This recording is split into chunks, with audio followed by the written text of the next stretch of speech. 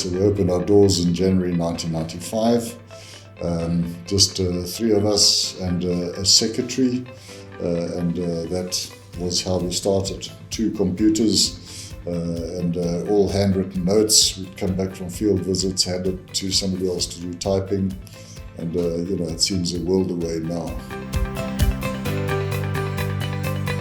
Well, it was part inspiration, part desperation, I suppose. We were working for a very big mining company called Rand Mines. They split up into different divisions. We ended up in the coal side, and the coal side was being sold.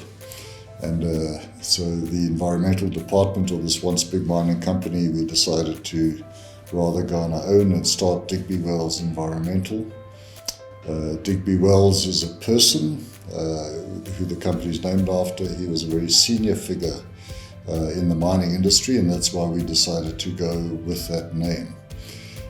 So Ken van Rooyen, Digby Wells, and myself started this company called Digby Wells Environmental. People thought we were kind of game rangers, people you call on to remove a snake or something in a building. It was a conviction that what we were doing was important in the world. Environmental matters would become more and more important. 30 years ago, it was kind of a peripheral activity and being done part-time by engineering consultancies and by a few people who were very into nature conservation. So a lot of what we had to do was actually develop the market. So we've grown to be 170 people strong. Most people sit in Johannesburg, but offices in Gaborone, Dar es Salaam in Tanzania, Bamako in Mali, and in Jersey and London. Where are we going as a company? I think we're continuing with our overseas expansion strategy. So we have a good cost base and technical base in South Africa, but we've gradually expanded into various countries. Some years in the past, there came a time where Digby Wells introduced this structure wherein the historical disadvantaged South Africans was offered an ownership of the company, and how that was done was through a formation of a trust, and that was with the intention to introduce staff ownership of the company. The trust was loaned a certain amount to buy a certain number of shares that makes up 51% ownership of the company. As staff, not only just employees, but we also part of the owners of the business. So it gives you the courage, it gives you the will, it gives you the power to continue to service and work hard.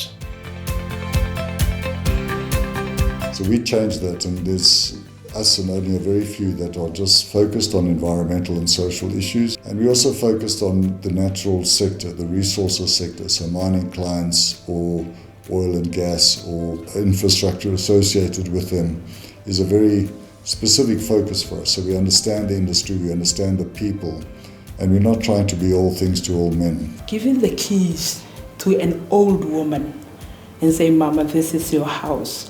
It has a bathroom inside. It's the joy that I saw on people's eyes." And you really feel like you're making a difference because, those people are going to get now new houses, an improved livelihood as well. So we generally get surprised in terms of what we find. Species that we didn't expect. So either new distribution records or new species entirely, species that haven't been described before. From that perspective, we're right at the forefront of, let's call it science. So we've got clients at Digby Wells which have been with us since the start of the company for 30 years, and we've known a lot of them more than that. We've selected the clients and they want to partner with us, then we become partners in their business and help them achieve success. Everyone wants to make a difference. Our specialists are leading in the field, and when you get talking to them about the specialist area, it's contagious listening to them. The most prominent thing for me is the team is willing to differ from each other. I've worked in too many teams where it's sort of we all go together. There's really constructive disagreement here, which means that you then get to robust answers and the way forward. We're in an industry that the world is seeing as more and more important. I mean, ESG is top of the agenda for many companies, many people.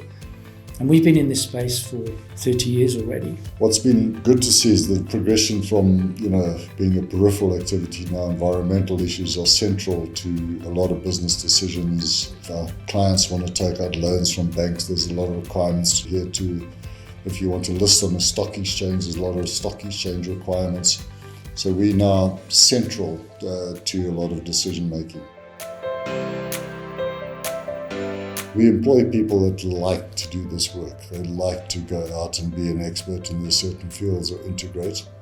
So a key element for our success is ownership by the staff and by the people, and a passion for doing the work we do.